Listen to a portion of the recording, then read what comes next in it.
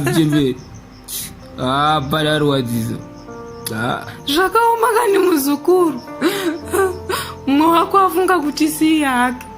Aiwa, pasi pano kutandara zveshuwa.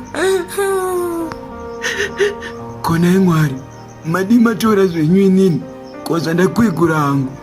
Kouya nemukaka pamunoyo, angaonei. Kungotiudzawo kuti anotevera ndiani. Tigare taziva hedu. Marwadzi. Pena last minute.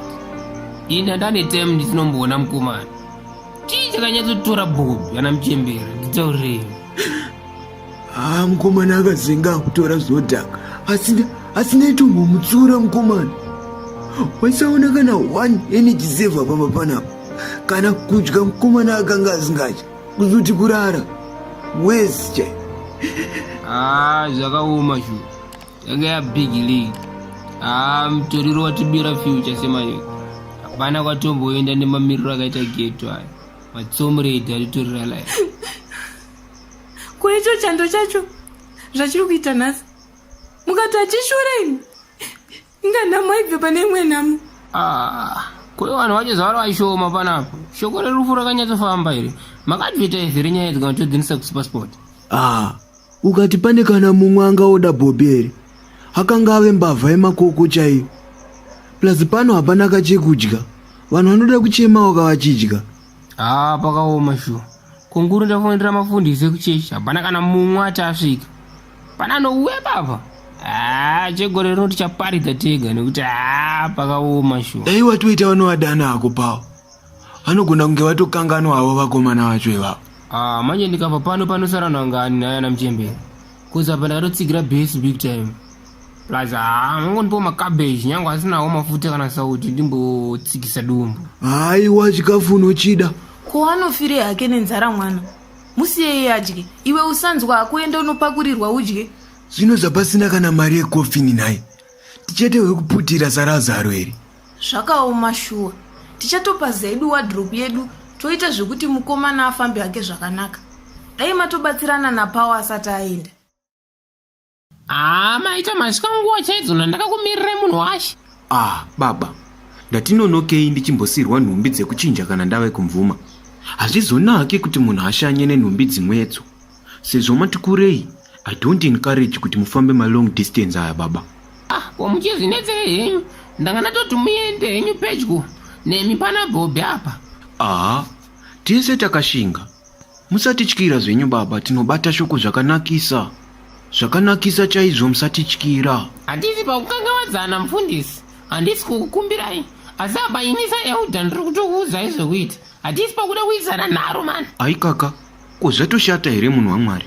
Manje basa racho harina mukuru ndawa tese takagadzwa zvigaro izvi kumwe chete. Uye Mwari wacho mumwe chete. Saka imi semunhu mukuru dai masara kwaBobby. Aika, vanhu vaMwari ko zvaita sei? Ibhora ribhora mukutitambira. Imwe parafini. Ndi coach taure chinzi. Naizvako mwanangu. Ini ndini mukuru pano. Zvino ndiri kuzazidununu iri kuti riende kunoshumira kurufu rwasahwira wako Bobby. Iro tsve kuda kuenda mvuma. Ukwane mhani mundara iwe. Dununu inini manje.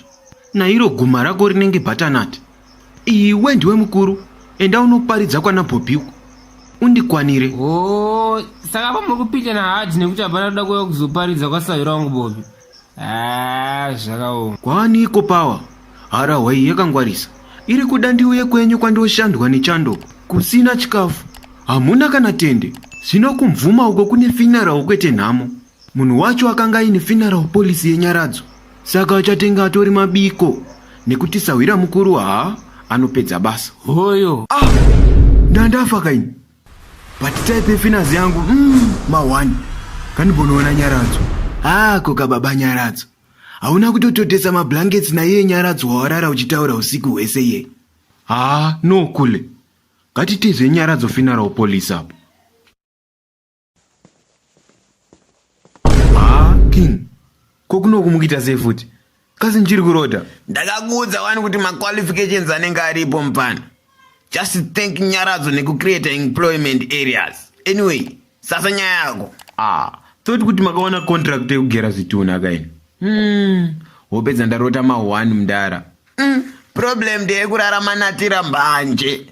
Mumwe anofira kuhope neamukurarama ita mafana. Saite iyoyo wangu. Ndarota ndakita but type yefinazi yangu angari marwadzo wangu. Pashayikwa kana munyu wekuisa mukabeji gaya. Vafundisi vachitobuka kana kuuya kufinazi kwangu. Kana usina nyaradzo mfana, unovigwa sembwa mfana. Shiri yakangwara inovaka dendere nguva iripo mfana. Joina masina aya. Ndabva ndatoya nemasina ana muchemberi. Ubva wangondisotera waiziya. Kozi tongazondionesa hora. Fair. And the process is very simple. Ndakatorovera mfana pawa na mudara wake nezuro. 2 minutes ndatopedza. And that reminds me. Mfana pawa pafinance pangu ashanda big time. That's a true definition of friendship. Arema mfana uyawe. Apa iwewe kana kumbobatika pafinance pangu. Uri mumero wangu last. Saite iyoyo. Maya wangu. Opedzo baiza. Pamwe ndini ndatakatopfeka face ya power. Waiziya. Saka opedzo rasisa wangu. Maya. Handingambotadze kuziya unhu wako newapower. Iwe wanga usipo. Kana kuti maybe ndiwe wanga watanga kufa last week yacho. Ine handife kusvika ndafa mfana. Plus besides, wauchida ndiuye kuzoitei kunamo kwemunhu asina funeral police. Wachida kuti nditsve nezuva manje. Pundo, ndiwe wakudaro inini manje. Usaite iyoyo wangu. Saka takufanira kutovhura chechi mafana. Kozi wakufamba pamweya manje.